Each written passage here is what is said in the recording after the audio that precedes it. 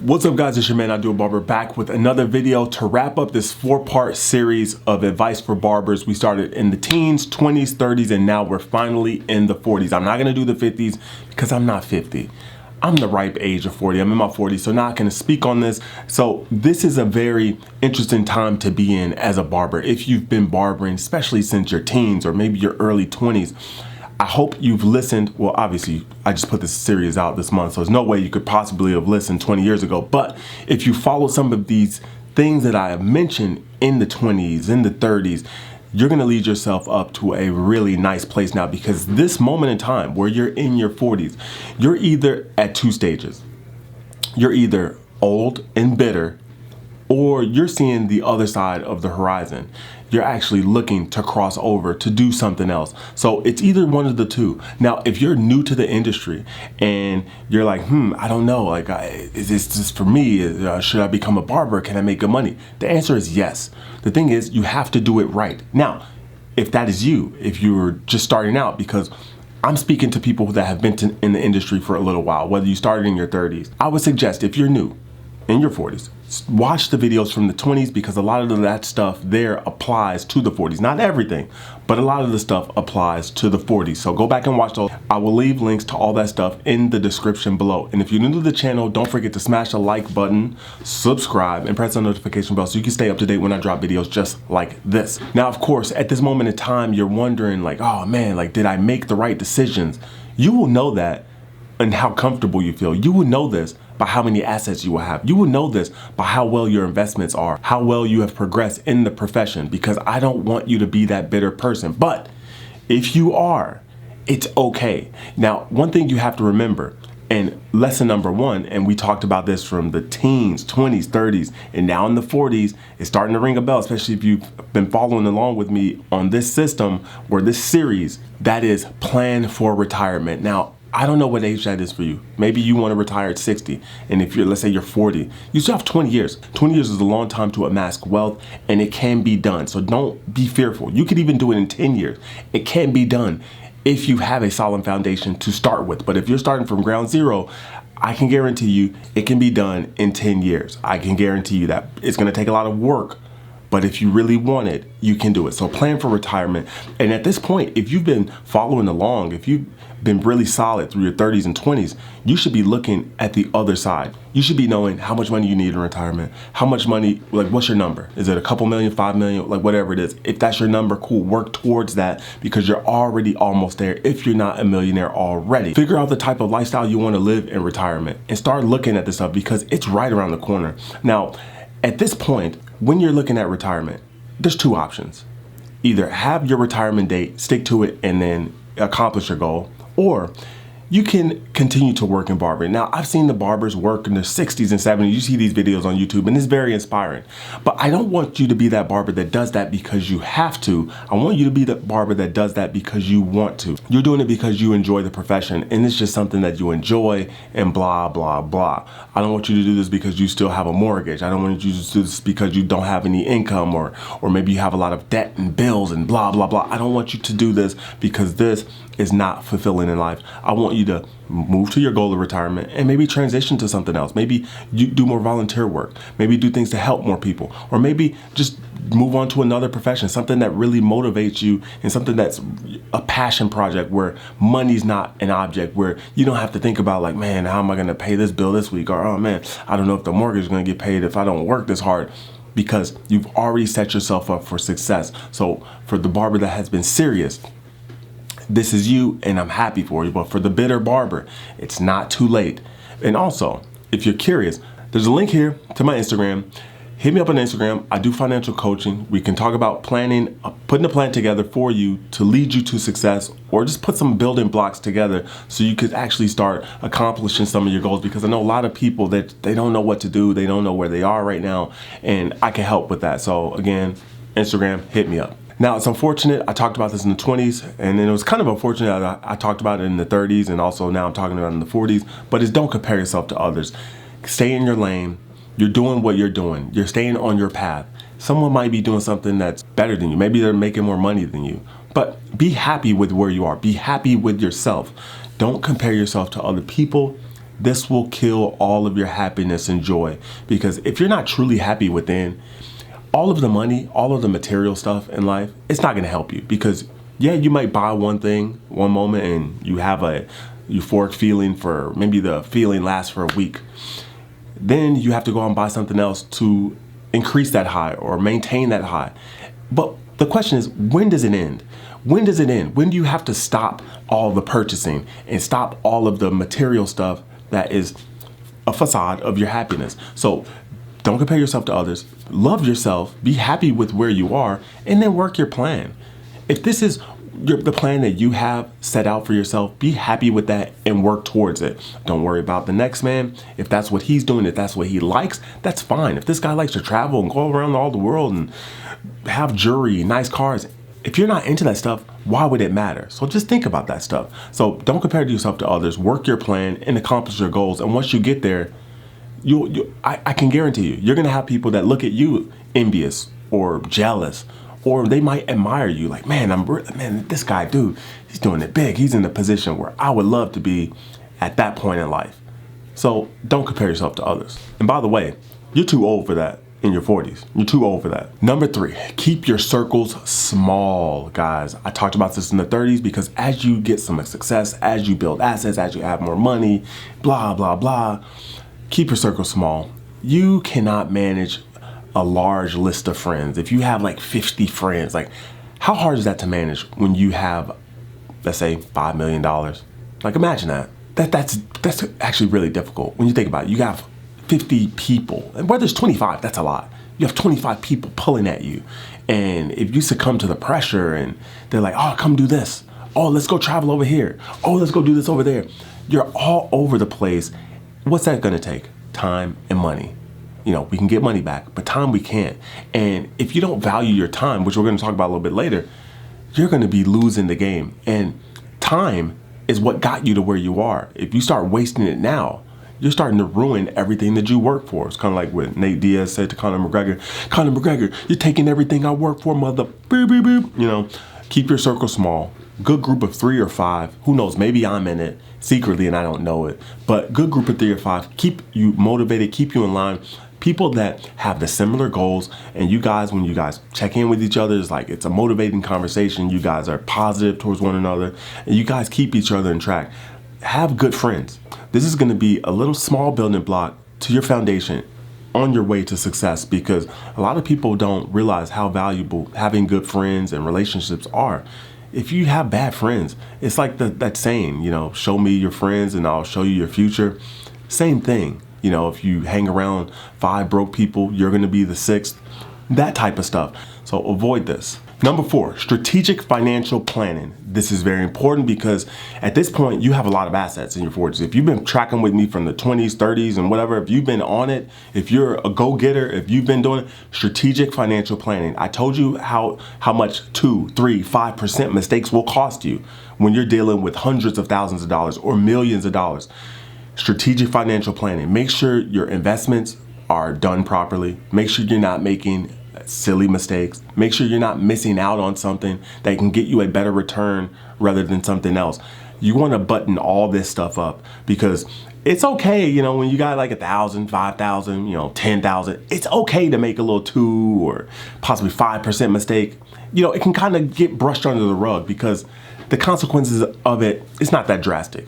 But once you get like $1 million, you know, 3/4, $500,000, $3 million, those mistakes become very evident and you're gonna be kicking yourself. Trust me on this, guys. Trust me. You will kick yourself if you screw something like this up because you'll think about this.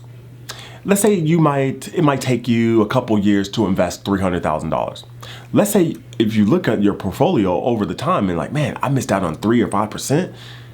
That could have been that 2 to 3 years that you made in a mistake. So this is what I'm trying to tell you, strategic financial planning, which goes into the next one, and that is seek professional advice. Seek out a CPA, CFP. These people are very important. Estate planning attorneys. These people are very important in your life because they're gonna save you money. They're gonna make you money, even though you do have to pay a fee for these. It will save you a lot of money, guys. They're worth their weight in gold. And this is what I tell you about being a barber or just whomever, worth your weight in gold to other people. Oh my gosh, this is so important, guys. I don't know how much I can stress this to you, but this is very, very important. Seek out these people. Look, I know a lot of people don't like to pay. They want to be cheap. And I know barbers are especially cheap, but don't cheap out on this. Do not, because they can save you or make you the amount of money that you're going to pay to them. So trust me, they're worth their weight in gold. Seek professional advice. Next, limit your mistakes, but also learn from them. We've been learning from our mistakes. We got here some way, somehow, right? We're successful. We've got here some way. We learned from something, but we want to limit the mistakes because as we're reaching that goal, we're very close to winning the game. We could see the finish line. We could see the little tape. We could see everyone like waving and clapping for us to cross the finish line. This is not the time to gamble. This is not the time to risk it all. Because here's the thing.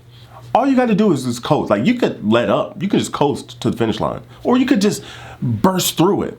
But we don't want to make reckless decisions to get there. And this is what happens a lot of times with people is they'll win the game and then they'll just lose it because they make one silly mistake where they risked it all on a gamble. Please don't do this. Now, I said in the 20s, you want to take some risk and all that other stuff. Here's the thing. When you get older, you need to start making calculated risk. Taking calculated risk, measuring twice, 3, 4 times, and cutting once. Trust me on this. Trust me. Next, continue to build your assets. I told you about this in the 20s. Even in the teens, I was talking about assets. Start building them early because it's like the snowball effect. You put the snowball at the top of the hill. By the time it gets to the bottom, it's a lot bigger. Same thing with finances and investments. The longer you're in the game, the bigger your assets will become. And the easier it is to grow them because you already have a big enough snowball. The bigger of the snowball is gonna spit off so much stuff that it's gonna be like, dude, I can accomplish this like in 1 year. I could pay for something in cash in 1 year. Versus before, in the beginning, it might take you 5 years to pay up for something like this in cash. So continue to build your assets, manage your assets well, of course, but continue to build because obviously we're not finished crushing gold. Next, we talked about this in the 30s and also the 20s and partially in the teens. And that's estate planning. Estate planning is very important. At this point, you have kids, you have a wife. I'm pretty sure most people at this point in their 40s have had or have a wife and kids, but estate planning is very important. Like I said, seek professional advice. Talk to an estate planning attorney. You want to get this stuff. Set up a trust. Or if you just need a will, set this stuff up. Set up power of attorneys, healthcare directives. I forget the thing for children, but you want to get this stuff set up, especially if you have young children. And I know some people, they worry about their careers early and they don't want to have a family early and they do it later in life once they're more established. So if this is you, estate planning is very important because if you don't, it's going to cost them a lot.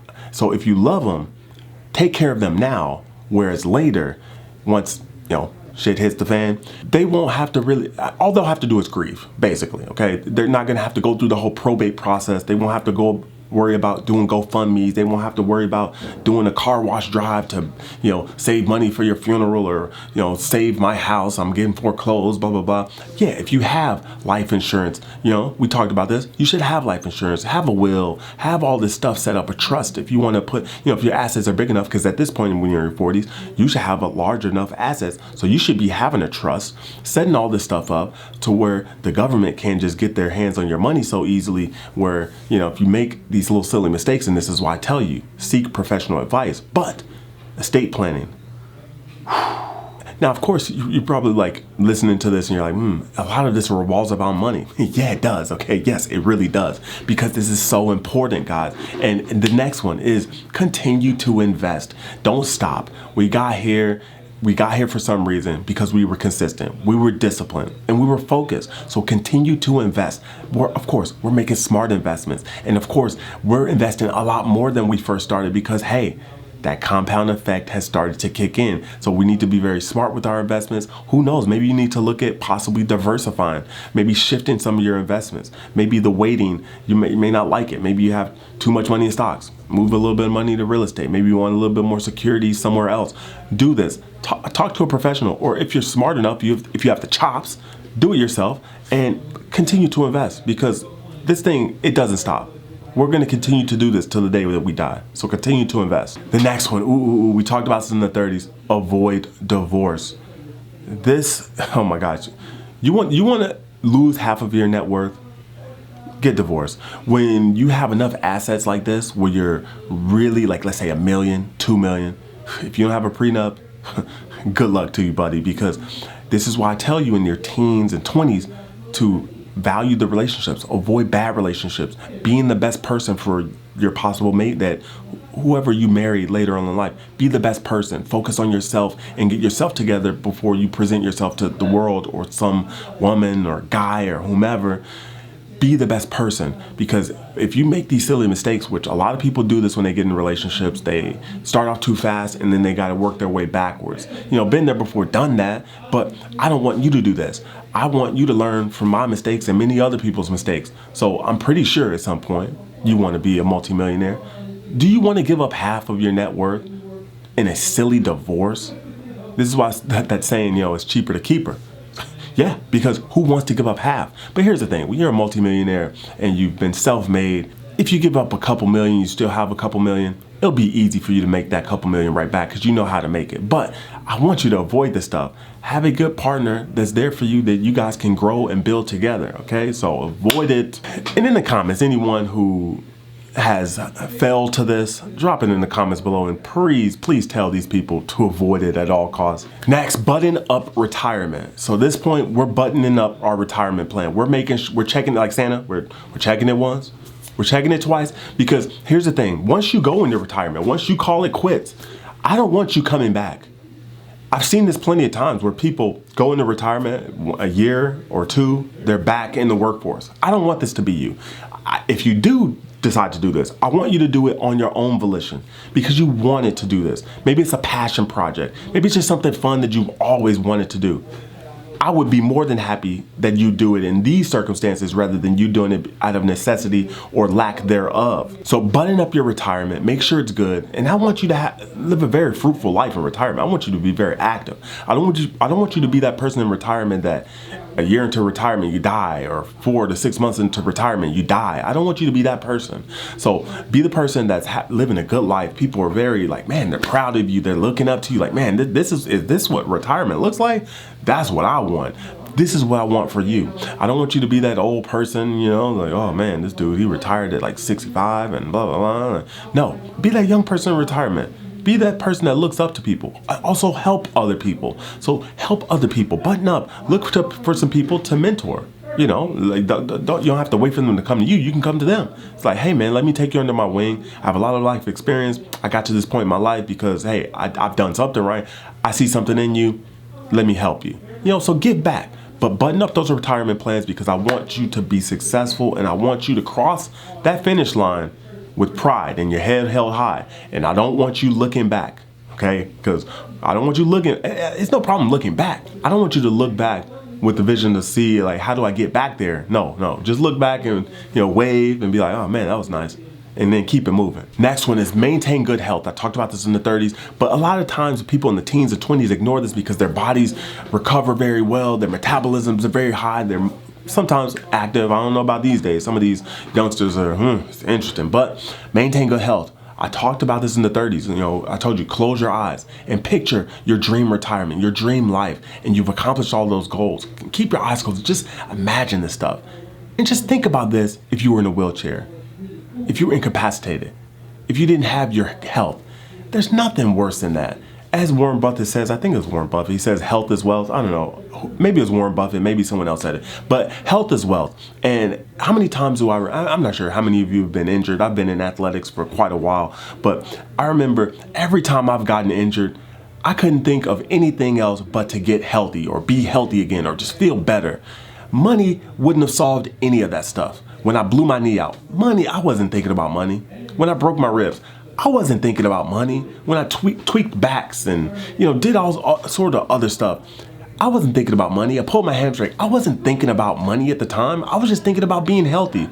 So imagine this when you're old and you didn't take care of yourself. Now you got to be on medication constantly. And of course, this stuff's expensive. So who the hell wants to pay for this in retirement? Then you got to go to the doctor. Maybe you're limited in some of the things that you can eat or do. Who the hell wants to do this when they have all the money? Does that sound appealing? Please, I mean, does that sound appealing? It doesn't sound appealing to me. And I don't want this for you. So maintain good health, work out regularly, eat good foods. You don't have to be Adonis. You don't have to be, the next world's strongest this or the fastest that. Just maintain good health. Work out 3-4 times a week or just be active. Do what you can. I want your body to be flexible, moving well. I want when people see you and you say man, I'm in my 50s or 60s or 70s, I'm like, man, you're moving around really well for your age. I want that to be you. So maintain good health. Here we go again. Smell the roses. I said this in the 30s. You want to step back because look, we're grinding, man. Look, if you're in your 40s and you're getting it and you're close to your goals, look, it took a lot of hard work to get there. I want you to smell the roses. I want you to just sit back once in a while. Not all the time. I don't want you every month smelling the roses, all right? But maybe once a year, or maybe every time you hit a goal for yourself or a milestone. Step back and smell the roses and look at your accomplishments, because at some point you're gonna be like, oh man, I'm here, all the hard work paid off. But hey, maybe you don't get there, maybe you die, and then hey, all that hard work was really for nothing. So I don't want this to be you. So I want you to step back sometimes and enjoy it. I don't want you to overindulge, but it's okay to step back and enjoy a little bit. So step back and smell the roses. Again, increase your income. I talked about this in the 30s and the 20s, increasing your income. This is very important at all stages of life, because as you get older, your income should increase. It's really simple. And this is no exception for you. Just because you have a retirement date in mind, that doesn't mean that you should stop making money. That doesn't mean that you shouldn't stop investing, just as I told you earlier. Continue to invest, seek professional advice. Same thing goes for your income. Continue to increase your income. If you have investment money come in, that doesn't mean you need to spend every single dime of it. That's not how you got here. Spending every dime is not how you got here. Work on increasing your income. And especially, it's one of those things you have to also think about as you go into retirement when it comes to your income is, man, I'm at the peak earning years of my life. Do I want to stop this and go into retirement? These are things, like I say, with buttoning up your retirement. These are things you want to think about. These are some of the conversations you want to have with yourself. Long, hard conversations. So think about this stuff. It can be very valuable to you, but work on something. Like I say, once you go into retirement, maybe you move on to a passion project where you can still have income coming in. And then it's totally different when you're working and doing something with passion, because it won't feel like work, even though you might be putting in longer days than you were doing your earned income doing your regular job. But it's totally different now because you have a passion for something. It doesn't feel like work. You have more purpose behind what you're doing. Think about it. Lastly, we talked about this earlier. Value your time, guys. Time is so important. We're at this point, we're slightly past midlife. So the time that we have left on this earth is very valuable. We're not getting any younger. We're not getting any healthier, although, medicine and all the other stuff is allowing people to live a little bit longer, but we're not healing the same. This is why it's so important to maintain good health, but valuing your time, because, we're not recovering like we used to. We're not as healthy as we used to. We're not doing things better than we were in our 20s and 30s. If you are that exception, congratulations to you. But for the majority of us, that's not the case. So value your time. Your time is very valuable. Spend it with friends or family. Nurture those relationships. Try and keep those relationships warm. Now, I will admit, I'm a little bit bad when it comes to keeping relationships warm. I get kind of caught up in work and just life, and this just happens with people. But if you have good relationships with people and a good group of 3 or 5, they would understand, because hey, they're doing the same. And maybe they, foster relationships a little bit better than you, but they would understand, like, hey, I understand what this dude's doing. When we get together, it's like we never left. It's like, we're just continuing on. But valuing your time, don't spend it doing silly stuff. Spend it where you can actually get the most and provide the most value for someone, or you get the most value for someone. Okay? So value your time. All right, guys. So that's going to wrap up this series for advice for barbers, or really just people, teens, 20s, 30s, and now 40s. So I hope you got something from this. I hope you did. Don't forget to share it with someone, leave a like, and if you haven't subscribed by now, what are you waiting for? Just subscribe to the channel and stop playing yourself. So again, if you guys got questions for me, hit me up on Instagram at barber for coaching and stuff like that with finances and other things. I appreciate y'all for tuning into the series. Links to all the other videos will be linked in the description below. It's been your man, sign out. I'll holla.